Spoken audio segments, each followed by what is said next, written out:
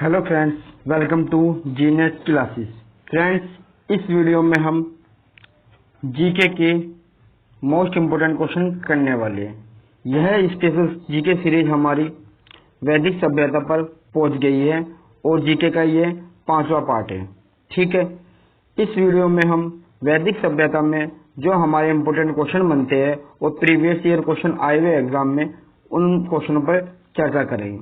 ठीक है, चर्चा करने से पहले आपको बताना चाहूंगा, हमारा ये चैनल डेली 3 वीडियो अपलोड करता है। पहली मॉर्निंग में करंट अफेयर की।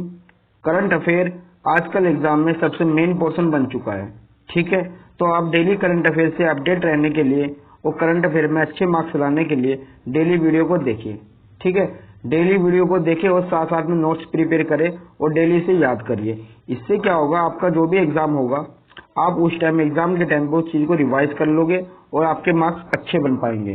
ठीक है, वरना आप क्या करते हो, मैगजीन लेते हो, मैगजीन लेने में कोई भी फायदा नहीं मिलता। ठीक है, आप एट ए टाइम में मैगजीन उठाते हो और 6 महीने की 1 साल की करंट अफेयर याद कर लेते हो। आपको लगता है याद हो चुकी है, लेकिन वो याद नहीं होती। करंट अफेयर से सीधे सीधे क्वेश्चन ना बनकर अराउंड उनके क्वेश्चन पूछे जाते हैं, जो हम उस वीडियो में चर्चा करते हैं। ठीक है, हम डेली 15 क्वेश्चन करते हैं। दूसरी वीडियो हमारी ये जीके सीरीज की है।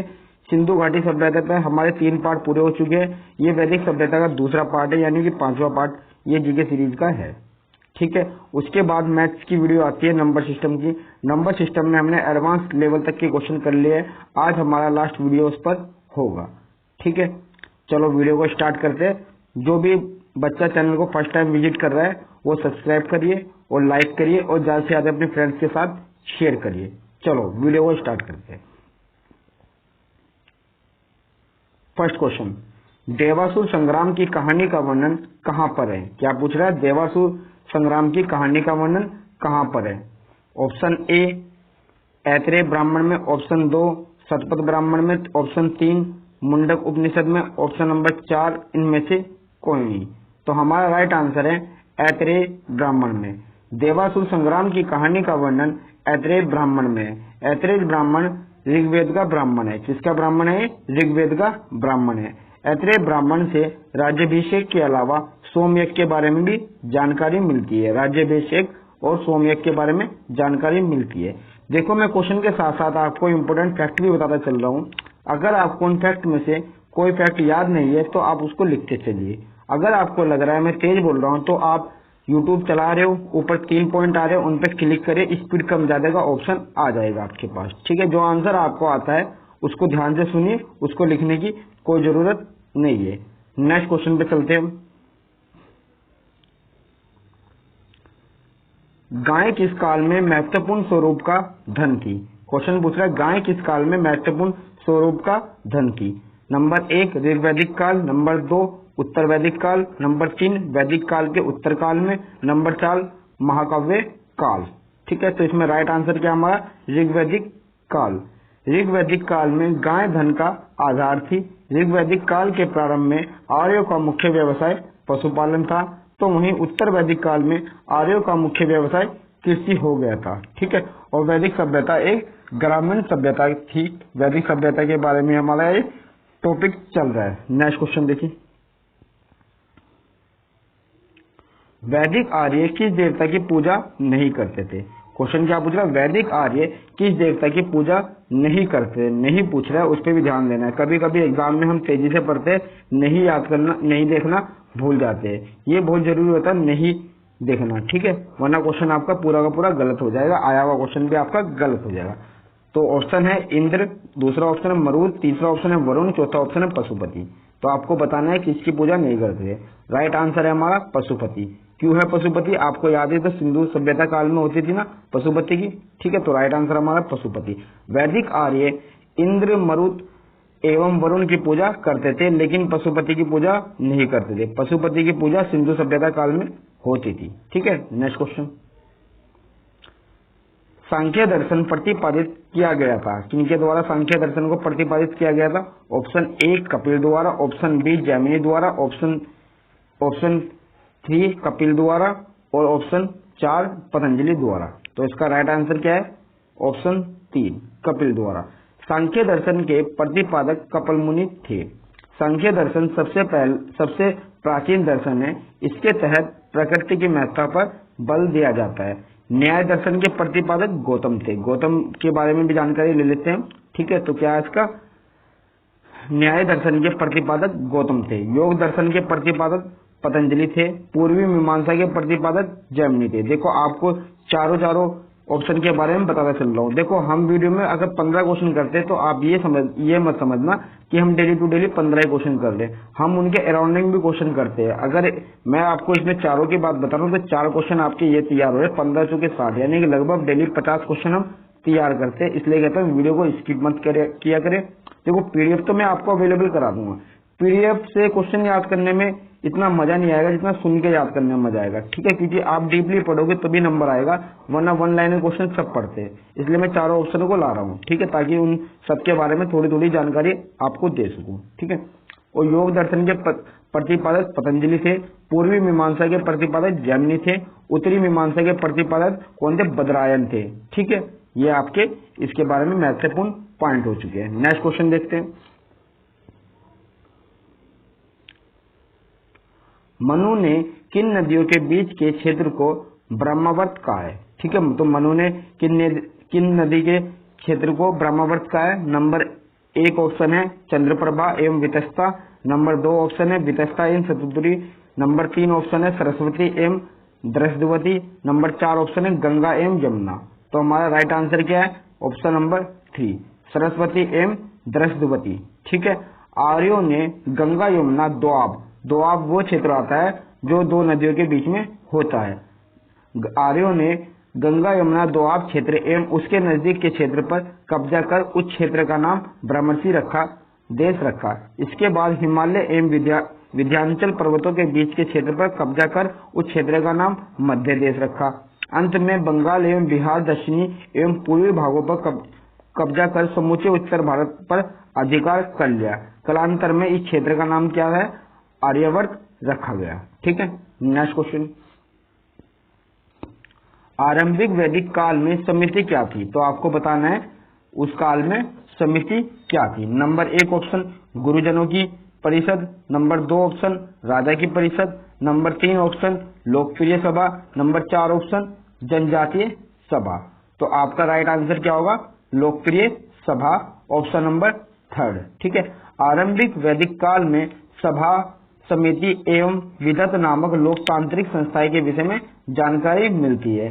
सभा समाज के पढ़े लिखे लोगों का प्रतिनिधित्व करती थी, तो वहीं समिति सामान्य जनता का प्रतिनिधित्व करती थी। समिति के प्रधान को ईशान कहा जाता था। क्या कहा जाता था? समिति के प्रधान को ईशान कहा जाता था। ठीक है, next question.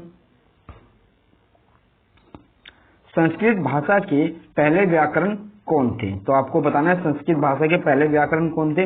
Option number 1 Kalhana. Option number 2 मैत्री। Option number 3 Kalidas. Option number 4 Panini. ठीक है, तो इसका राइट आंसर क्या है हमारा? पाणिनि। ठीक है, संस्कृत भाषा के पहले व्याकरण पाणिनि थे। ठीक है, पाणिनि की रचना अष्टाध्यायी व्याकरण की सबसे प्राचीन पुस्तक मानी जाती है। एग्जाम में पूछता है इस चीज के बारे में, इसलिए दोबारा रिपीट करना चाहूंगा।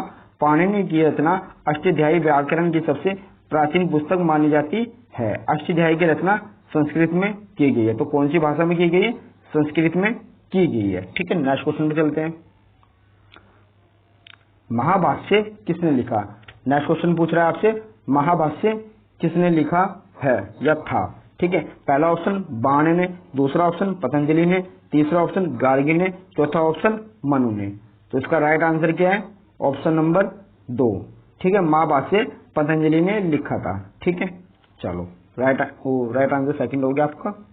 नेक्स्ट क्वेश्चन देखते हैं।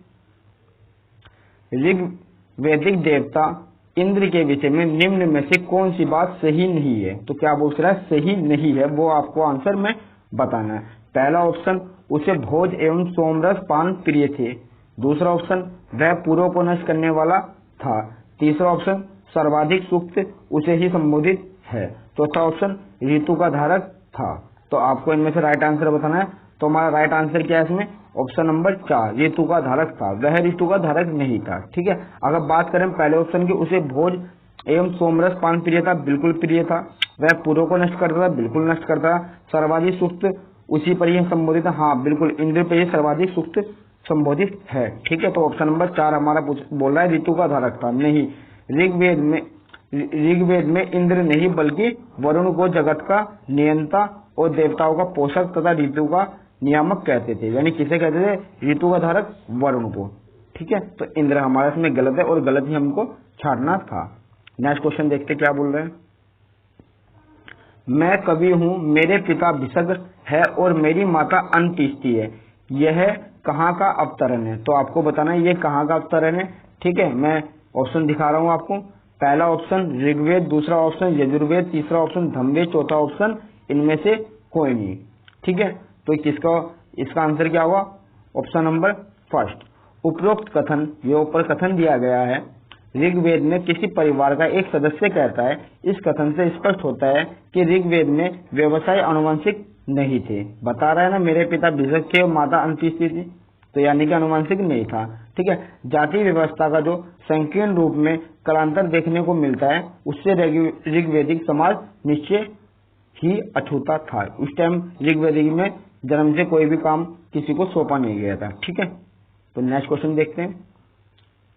दसराज युद्ध का विजेता सुदास किस जन से संबंध था? तो जो दसराज युद्ध हुआ था उसका विजेता सुदास किस जन से संबंधित था, ये आपको बताना है। पहला ऑप्शन अनु, दूसरा ऑप्शन शिवी, तीसरा ऑप्शन भरत, चौथा ऑप्शन इनमें से कोई नहीं। तो राइट आंसर क्या है आपका इसमें? भरत। ऋग्वेद में एक स्थान पर 10 राजाओं के युद्ध का वर्णन है, जिसमें भरत जन के स्वामी सुदास ने, कौन से जन के स्वामी?